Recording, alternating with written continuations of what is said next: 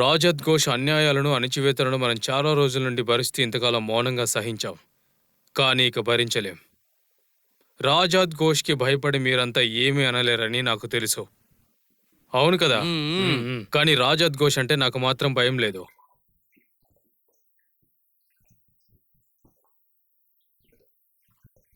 రాజద్ ఘోష్ వల్ల పార్టీ భావ ప్రకటన స్వేచ్ఛను కోల్పోయింది. ఇప్పుడు ఎన్నికలు వస్తున్నాయి కాబట్టి ఒకవేళ రాజద్ ఘోష్ గెలిస్తే మాత్రం నేను రాజీనామా చేస్తాను.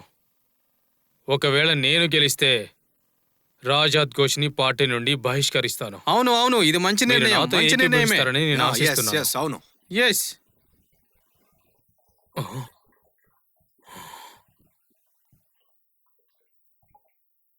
కూర్చోండి కూర్చోండి.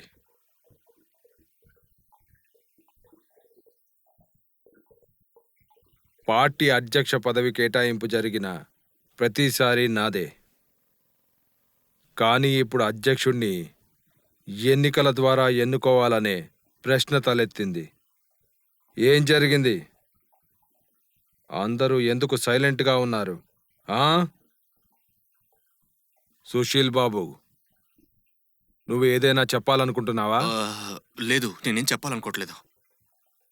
ఈ సిటీలో అయినా ఈ పార్టీలో అయినా నేను చెప్పేదే ఫైనల్. నా మాటల తరువాత కామా ఉండదు, ఫుల్ స్టాప్ మాత్రమే ఉంటుంది. నా వైపు చూపే వేళ్లను విరిచేస్తాను. నాకు వ్యతిరేకంగా మాట్లాడే వాళ్ళ గొంతు మూగబోతుంది. అధ్యక్ష పదవి ఎన్నికల గురించి ఎవ్వరూ ఆలోచించకూడదు. నాకు వ్యతిరేకంగా ఎవరి గొంతు లేవకూడదు. ఈ స్థానం నాది, నాది మాత్రమే. ఈ స్థానం నాదే అవుతుంది.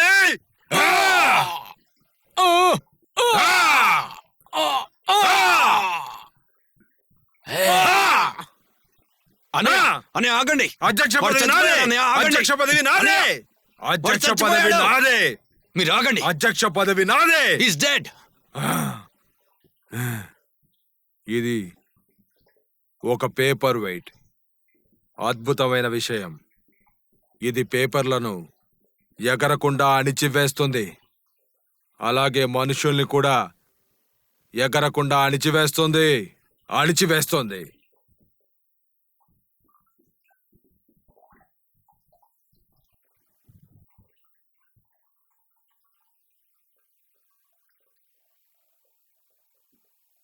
ఏయ్, భార్యని పోస్టుమార్టం కోసం పంపించండి. నవజీవన పార్టీకి చెందిన ప్రముఖ నాయకుడైన శ్రీ చెట్టాపద్దను ఎవరో చంపి ఇక్కడ వదిలేసినట్లు మనం చూడొచ్చు. ఇది ఎవరు చేశారో ఇప్పటి వరకు ఎలాంటి సమాచారం లేదు. ఈ విషయంపై స్పందించేందుకు పోలీసులు వెనుకాడుతున్నారు.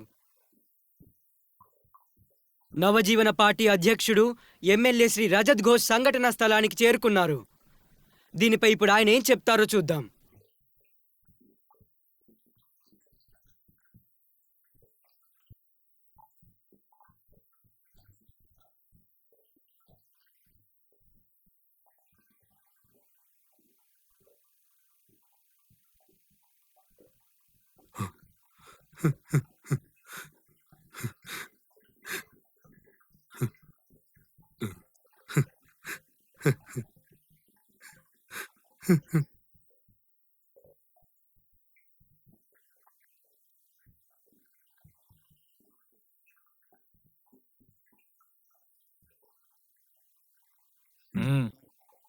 పదండి.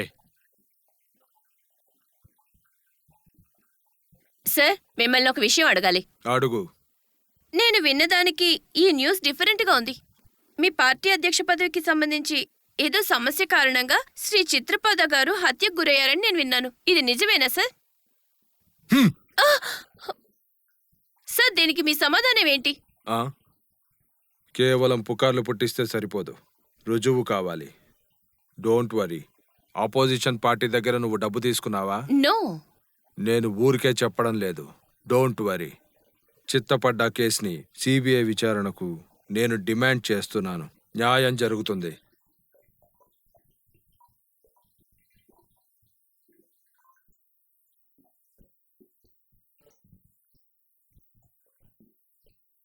ఆ అమ్మాయి మీద ఒక కన్నేసి ఉంచండి. చూస్తూ ఉండు, రేపే ప్రళయ్కి కాలేజీలో చివరి రోజు. నేను అన్ని అరేంజ్మెంట్స్ చేసేసాను. నువ్వేం చేయబోతున్నావు హియా? చదువుకున్నావా మరి? ఎందుకు? రేపు నీకే తెలుస్తుంది. కానీ సరేనా? ఆ, ఓకే, ఇంకేంటి మరి?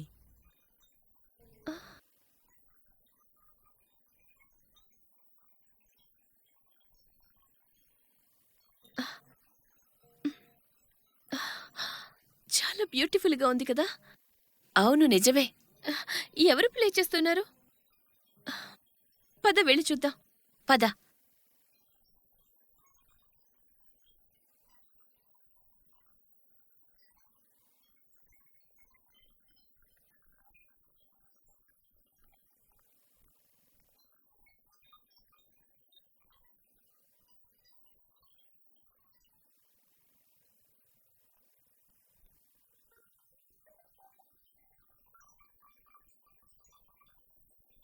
ఫ్రెండ్ ఫ్రెండ్ హ్మ్.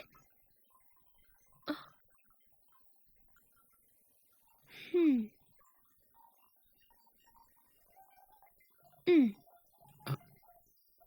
హ్మ్. నా దగ్గర ఇంతే ఉంది కాబట్టి ఇంతే ఇచ్చాను. వెళ్దాం పద స్వప్న.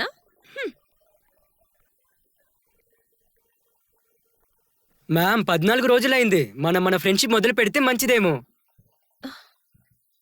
ఎందుకంత తొందరపడుతున్నావు? ఇంకా 6 రోజులు మిగిలే ఉన్నాయి. హ్మ్.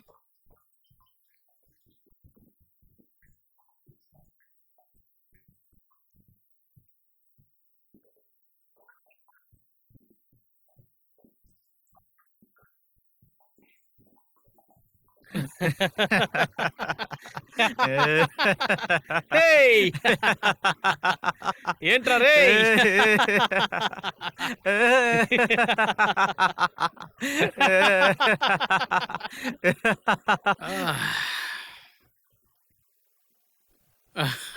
ఏంటి నారగోపాల్? ఏయ్! ఏంటి అలా చూస్తున్నావు? ఏం చూస్తున్నావురా? ఏయ్ నరగోపాల్, నన్ను అలా చూడకు. నేను చూస్తుంటే నాకు చాలా భయంగా ఉంది.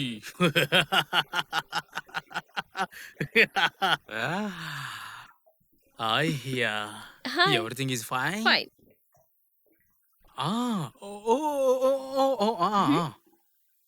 ఏయ్, నువ్వు కాలేజీలో కొత్తగా జాయిన్ అయ్యావని, అలాగే ఆర్గన్ వాయించి డబ్బు సంపాదిస్తున్నావని హియా చెప్పింది. అంతే కదా? హ్మ్. ఏంటి నరగోపాల్, నేనెవరో తెలుసా? నేనెవరో నీకు తెలుసా? My name is Rocky. Rocky, devil ఫాదర్కే డెవిల్ నేను. రేపటి నుండి నువ్వు ఈ కాలేజీ సరిహద్దుల్లో నా కళ్ళకు కనిపించకూడదు. ఓకే? ఒకవేళ కనపడ్డావనుకో, కాలేజీ సరిహద్దుల్లో కనపడ్డావనుకో, నీ డెత్ సర్టిఫికేట్ డాక్టర్ కాకుండా నేనే రాయాల్సి ఉంటుంది. Yes. Clear? Get lost. Yeah.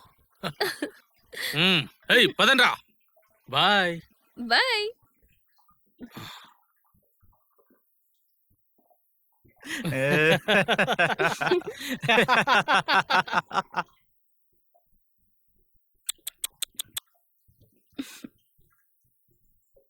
Good bye. పద. Rocky is dangerous guy. అతను ఏదైనా చేయగలడు. వాడు నవ్వుతూ నవ్వుతూనే చాలా సీరియస్ అయిపోతాడు. వాడి ఆలోచన ఏంటో కూడా మనకు అర్థం కాదు. ఏం మాట్లాడట్లేదేంటి గురు? ఇంకేం మాట్లాడతాడు?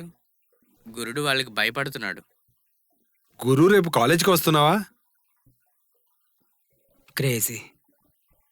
నేను అంత తొందరగా సమస్యల్లో పడదలుచుకోవడం